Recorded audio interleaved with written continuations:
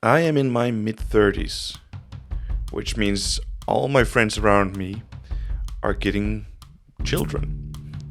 So because of that, I'm often working on gifts for small children. Now, I've made loads of rattles before, and my friend had gotten a rattle from one of his other friends who does wood carving. So instead, I wanted to make something different. And since I am a chemist, I know that a lot of these things for children often have some connotations about, well, different chemicals inside them that you don't know what will do to children. So I wanted to make a biting ring. Especially because biting rings are really healthy for a child when they're developing teeth. And also because it gives sensory stimuli for the child. So the first thing I do is I selected a piece of nice pear wood I had. Sadly, there were some holes from a beetle that had lived in it at some point. It's all gone now, there are no beetles or worms in it.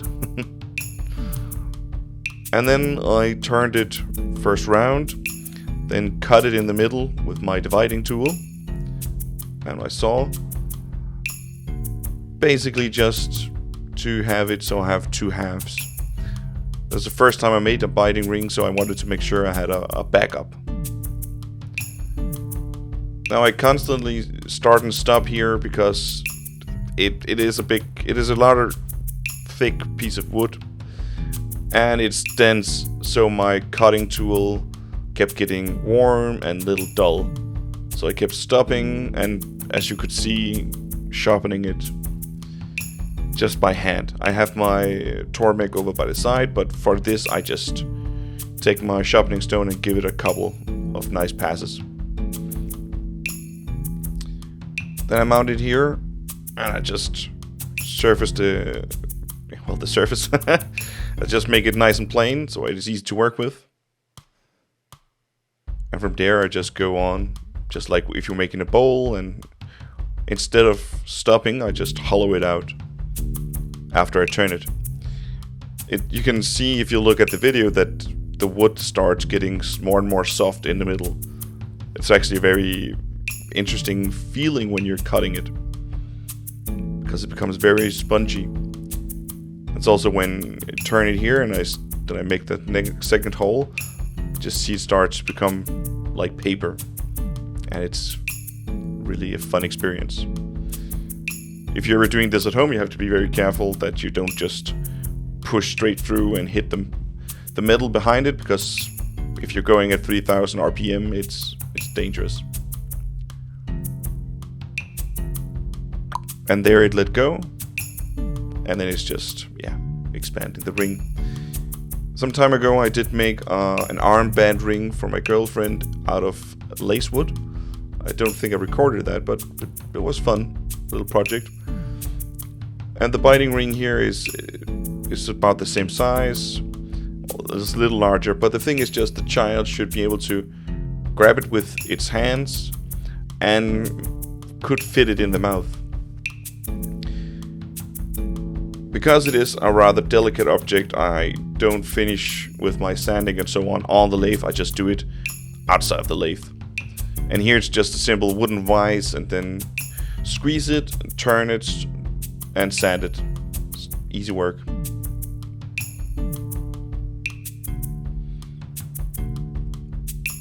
And just progressive grains up.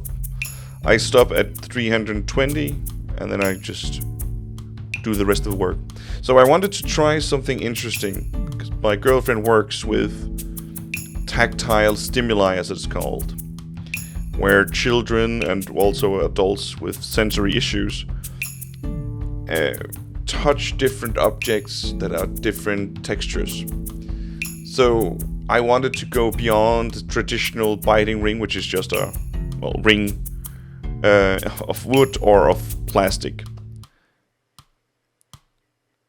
So I made these grooves and I expanded on them later with my files, so the child can put it in the mouth and hit specifically where the itch is. I tested this on my friend's child when I gave it to him, and the child was doing exactly what I hoped. Because it had 2 teeth and a hole in the middle that was itchy, so it could actually get into it. And as anyone who's watched any of my videos, I love files. And sorry it's out of focus, well, out of the center of the screen. I just got a new camera and working with that. So I need to get used to where to place the camera. And often when I'm recording, I forget that I'm recording.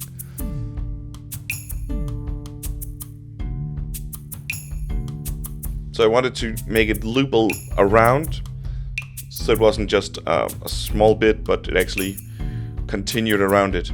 And it ended up looking a bit like a spine, which is both amazing and creepy. I selected pear wood. I had considered beech, but I didn't have a piece of beech wood that I wanted to do this with. And I had some pear that was just perfect for it.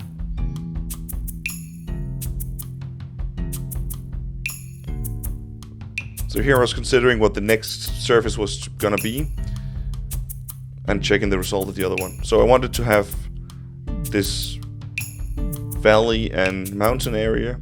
I wanted to have an area that's super soft and an area that was very rough. And an area that just had small holes. And I used my Dremel tool to make the small holes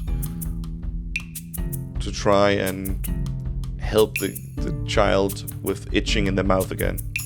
And also, when the child puts their hand on it and move the hand around it, they have a better sense of stimuli. With some careful maneuvering and a Dremel tool, you can actually make a lot. Well, I'm not sponsored by Dremel, so it's, yeah, technically just rotary tool. Up here, I'm just roughing it because I had already polished it to 320 grit. So I'm just making a rough area. And then I make a rough area on the back side of the whole side. Just so it's a little smaller so the child can easily bite over it. All in all, the project took 2 hours. Could probably have been done before, but I was also considering the next move while I was doing it. So what you can't see on the video is me stopping, looking, and considering what I want to do. Here's just some nice beeswax. Tons of it lying around because it's just my favorite material. Beeswax, especially natural beeswax just from a beekeeper, is just the best. It's just made of honey. The bees make beeswax out of honey.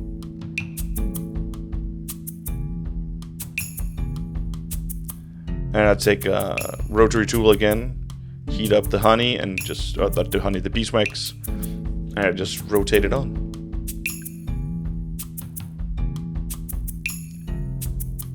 And that's just the process from here on out. It's important to get it warm, but not too warm, because you can get burn marks from it, from the friction. So I use one of these cotton swabs to put it on.